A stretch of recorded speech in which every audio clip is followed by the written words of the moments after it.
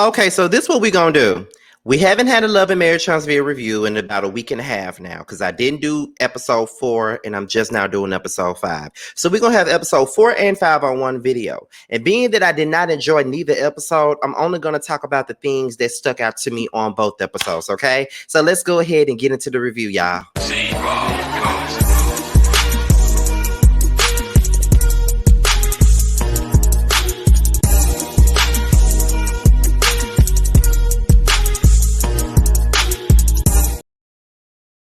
And what's going on, you guys? It's your boy, Scotty by Nature TV, and we're here for a brand new review of the Love and Marriage Huntsville Season 6, Episodes 4 and 5 review, okay? So we're about to get into that, but before we get into the review, let's talk about what we got coming up. Now, as you guys already know, that the Real Housewives of Atlanta, they returned last night, which means that the Whether You Like It or Not panel returns tonight, which is May the 8th, which is tonight, okay, at 8:30, 7:30 Central Time, starring Scotty by Nature TV, Giving You the Real Tea, Josiah's World TV, Yocrates, Really Be TV, and Simply Sakina. Now, as of about an hour ago, Sakina let us know that she won't be able to attend the panel tonight. So there will only be me, T, Ya, and Really Be and Reggie. Because of the fact that Sakina is not here, Reggie will be sitting in Josiah's spot. Okay. As you know, Josiah is still on a break right now from YouTube. So Josiah will not be back probably until the 4th or the 5th episode, 4th or 5th week of the panel. He'll be back. So make sure y'all get ready for him, because he's getting ready. I'm telling y'all, Josiah getting ready to come back hard and strong. Okay, so the panel will be returning tonight. Also, if you are into LGBT web series, the Chasing Dallas is a show that you need to watch. It airs every Thursday at 8/7 Central on Chasing Reality's YouTube platform. And about every Thursday night after the show airs, we do a panel, and it's pre-recorded every Thursday night with me, Terrence, Jamar, Carl, Jeremy, and Tramel. So make sure you guys tune in for that. So with that being said, you guys, let's go ahead and get into this review for Love and Marriage Huntsville. Let me go ahead and get my notes. So we pick up where we left off the week before last with the spy fight. And we get into Tiffany versus Kiki. My thing with Tiffany is, I don't know why she is, even though everything that she's saying is everything that I've already personally said already, but I'm just trying to understand why she feels so strongly and getting her pregnant ass worked up over two cousins and their situation, and it ain't got nothing to do with them. You know what I mean? And I don't know if Carlos got up in her ear and said, Tiffany, you better make it work. You better see what's going down. You better hope, you better make it work, because baby, you on your way out and the people already don't like you. So you're gonna have to get it cracking. That's what it comes across like to me. Okay. That's how it seems to me. Like he got in her ear and told her to start some shit so she can be more seen. But Kiki was ready to get on Tiffany ass, whether she was pregnant or not. And Tiffany, and Kiki ain't Miss Wanda's niece for nothing. She got her ways. Okay, so it is what it is. So Tiffany just needed to stay out of there. But Tiffany always sticks her nose up in somebody else's business. And then Stormy got involved in it, and her and Kiki had a back and forth as well. And she was like, as a cousin, you should have told it when I was saying what I was saying. Why you just didn't tell me to shut the up? Why you just didn't shut me down? And because that's what I would have did as a cousin. And to be honest, even though I said that Tiffany has no business being in it, and neither does Stormy, I agree with Stormy. And y'all know I like Kiki. At this point, I do like Kiki. I've interviewed Kiki before. Great rapport, whatever. She follows me, whatever. But she know I'm gonna keep it a book. I like Kiki, but Stormy got a point. But at the same time, though, she did that in the presence of Melody, who is Tisha's enemy. So I never would have spoke about my cousin or whatever she talked about in regards to her marriage in front of a woman that don't give up about her marriage at all. She'll probably laugh at her if it fell apart. That's how I feel. You know what I'm saying? So no, I never would have spoke about that in front of Melody of all people at all. So Melody was like, I'm about to get up out of here. And I'm just like, here she go, acting like she just so sanctified and Holy Ghost filled and don't want to be a part of the mess. Girl, you a producer. You enjoying every bit of this mess, so don't act like you not, okay? And you the one who told them to go up in the room when you heard them up in there yelling and screaming and talking shit. You told them, let's go up in here and see what they talking about. Stop being fake, girl. But anyway, so She decides to leave, and hopefully we do things. We are able to agree to disagree and try to handle things in the best way. And there's no need to fight or, do all this and doing all that. And we should do this and we should try to handle it like this. And I'm like, girl, shut the fuck up. Like, just shut up, girl. Like, I'm Melody fake. I don't care what y'all say. She fake, and I'm tired of it. She fake as hell. Like, stop acting like you don't enjoy the drama. It ain't got nothing to do with you, so you sit back and watching it. But but at this point, you're not even being a cast member in this particular spiel that you're trying to give out to everybody. You being a producer. I hope that we all try to get things in a stance where we can all talk like ladies and get it out. So Stormy was like, I feel like we're doing what we need to do to move forward. I mean, this is what we need to do. I mean, we should talk about things so we can move forward instead of just sweeping it under the rug and not talking about it at all. That was shade to Mel. I don't care. I feel like that was shade to Mel, Stormy. As far as we need to talk about the situations and have a conversation instead of sweeping it under the rug. Because Mel sweeps things under the rug a whole lot. She does. Because she don't talk about nothing. She just simply, when someone comes to her and asks her if there's a problem, she always says it's not one and that she only needed her space and only needed her peace and whatever. But but later on down the line, you realize it's a problem. That's the thing that I don't like about her, and I don't like that about Melody either. But what's so funny about her and Phaedra is that they are both Scorpios, and I don't like neither one of them like that. But I don't really like Scorpios like that. And I don't really mean to make this an astrology lesson, but that's the thing that I can't stand about Melody or Phaedra is that they both do that. Like they pretend like there's not an issue, but deep down they know it's an issue, but they're not going to speak on the issue. They're not gonna say why they really mad. It's gonna take them. It's gonna take them some time to really say why they really mad. Like I said before, I have a. My thing is, I've had my own thing going on with somebody, and they came to me and they asked me why I'm not fucking with them like that, and I just flat out told them why I wasn't. Because for me, when I see things about a person that I don't really like and that I don't really deal with, I kind of take the Melody approach in a sense. Like I create distance. I won't with you the same way. I won't deal with you the same way that I normally would. Like my whole energy towards you changes in a sense. So I get that part. But if you ask me why things have changed, I'm gonna tell you why. I'm not gonna sit up here and pretend like you didn't do nothing to piss me off or you didn't do nothing to rub me the wrong way. I'm gonna let you know that off the rip if you ask me. So in the words of Patti LaBelle, if you ask me to, I'm gonna tell you. I'm gonna tell you what it is. Ain't no need for me to be lying about it and hiding it. I'm gonna tell you what it is, and I feel like that's what Melody does a lot. Like when people ask her what the issue is, she just sweep it under the rug and be like, "Oh, it ain't no problem. We ain't got no issue." Then later on down the line, we find out what really made her mad. That's the thing that I don't like about her. But they're trying to move forward or whatnot. So we get Martel, Maurice, and Marcel. Okay, they start discussing charade. Martel was like, why does everybody want to discuss me and my love life? Why everybody got something to say about my love life? Because the lack thereof, you still pining over Melody and you still want her, but you're walking around here frolicking around with charade like that's the love of your life and you won't even claim her. Okay, that's why people got something to say about it. They talking about a lunch that's coming up and his life coming from the divorce. And Martel, it's like it's been 2 years. I'm finally coming to a place where I've accepted the divorce and I just want to live my life. And, I don't think he's coming to terms with that damn divorce because he still miss Melody.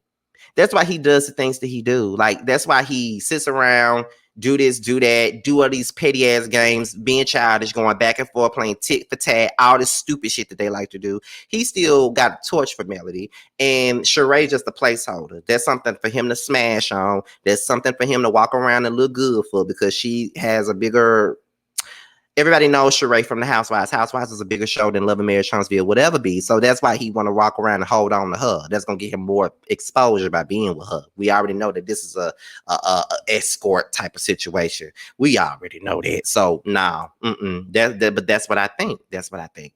We're gonna get into Kimmy and Leticia.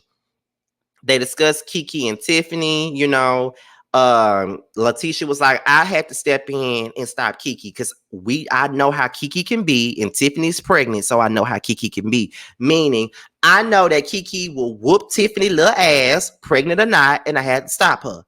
And I believe it. Melody arrives, and Kimmy, discuss all of them moving forward. This shit is forced. It's forced. Let's just be real about it. It's forced. And I know that we're all have been saying that we are tired of the drama, the same old back and forth, willy-nilly, stupid ass drama that's been going on for the past few months. We're tired of it. But this here is forced. Because Leticia and Melody clearly don't like each other. They hate each other, actually. They don't like each other. And just seeing them talking about, we're gonna move forward, we're gonna do this, we're gonna try our best to move forward. It's fake to me. They don't like each other. And I think it's okay if they don't. I don't need them to get back together. I mean, I guess in a sense we could say they're not trying to be friends or nothing like that. They're not trying to be friends, but they could at least be cordial. So I guess we could do that. Long as we can be cordial or something, that's fine. But being friends, absolutely not. Absolutely not. Melody talks about having a tea party, and then Tisha discussed the business expo. Not expo, but expo. So the main six get together. Leticia and Marcel presents the business expo. And then as they're discussing it and bringing it up and, arguing the whole thing to everybody, Melody asked about a fee for them speaking. Melody said, look, I know that me and Tisha are on a path to moving forward and stuff like that, but baby, I'm not about to be working for free. I ain't doing no favors for her just because we're trying to get back in a better place. And I can say that I definitely agree with that. The hell I'm doing favors for you for? Like, we not friends. We just trying to get on a better page, but we ain't friends for me to be doing no favors for free. Like, I'm not gonna work for free at all. And Leticia was like, well, I'm not even trying to charge people to come to the event, but if you want to get paid or if you got a fee, then I'm gonna have to charge people to come in so you can get paid and stuff like that. So Tisha should have thought about that. I don't know what made her think that any of them would be willing to do any of that free. You want to use them and their time and all this other stuff and have them do all this work. No, they're not gonna do that for free. They're not gonna do that for free, honey. At all. I wouldn't even do it for free. So absolutely not. So we're gonna move on to the next. We're going into episode 5.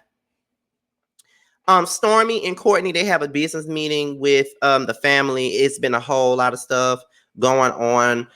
They're like 5,000 orders behind. And I'm like, Stormy, how in the hell did you allow your business to get back that far? But I'm guessing, it started off real small, but now it's growing and more people are ordering. So it's because she's short-staffed. She ain't got enough people to get all them orders together. And that's just what she needs to do. She just needs to get more people working in their warehouse with her so she can get them orders out. Because, looking at it on TV, some people are going to question whether or not they want to order anything from her. So, with that being her family, it may be a difficult situation, but she got to get it together because it ain't looking good for her. You know what I mean? I'm gonna ask her that whenever I interview her, because I definitely gonna interview her. She's willing to come on my platform, and I don't give a damn how anybody feels about that. She's willing to come on, so I'm definitely gonna ask her for an interview soon. Let's see. So Melody and her team, they discussed what's going on with her. I feel like that whole scene was staged. I don't even think that scene was real. I believe that Melody got a whole lot going on, but the way that scene was played out, I just felt like she asked all them folks to come in at the same time and just say, I got that going on, I got this going on, I got that going on. I'm like, girl, this scene is fake. But one thing I will say is that she has used this show for her betterment and not her detriment. Like, she has a lot going on, and some things she shouldn't have going on, like the singing, but I'm not here to take away nobody's dream. But at the end of the day, she's doing what she got to do. She got 4 kids, and she gotta get her checks. So she's using this show like the Candy approach. So she's taking the Candy approach with this show. She's taking this platform, getting multiple streams of income as you should, and keeping it pushing. That's what she needs to do, and that's what she's going to do, and that's what she is doing. So shout out to Melody for that, but that seemed fake. I don't care what nobody say about that. It was fake.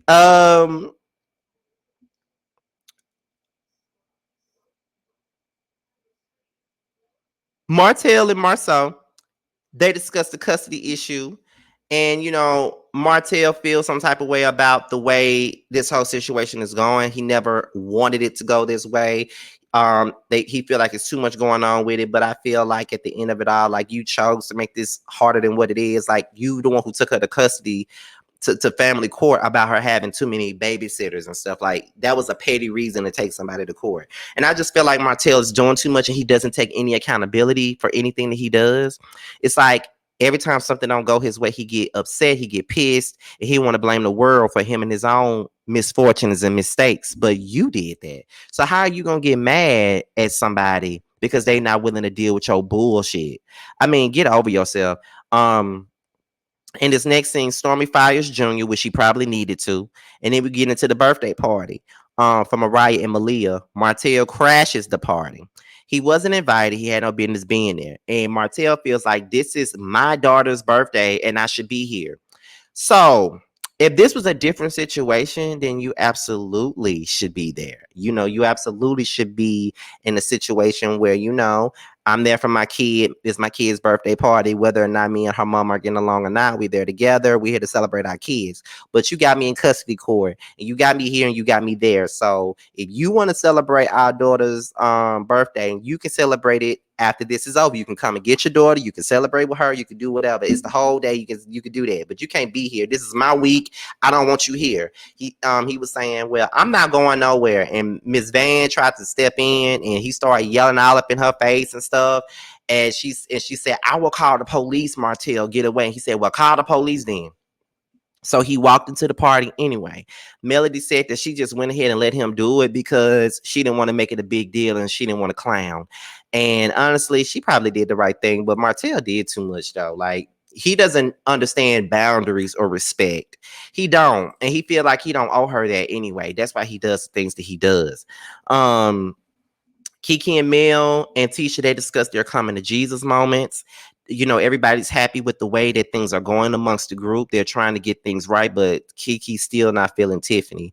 Melody brings up a tea party. She says she's going to invite them all there so they can all hash their differences out. And that's pretty much my review for episode 4 and 5. I know this review was kind of short, but the episodes was giving melatonin. So that's all I could give y'all. I hope I gave y'all the best that I could. So with that being said, y'all, this be your boy Scotty by Nature TV. Be sure to like, rate, comment, subscribe, share this video, and also click on that notification bell so you can be notified whenever a video drops. If you want to follow me on any form of social media, my Twitter, my Instagram, and my TikTok will be down in the description box below. With that being said, y'all, your boys up out here until my next video. I will holler at you guys a little bit later. See y'all at the panel tonight. Bye.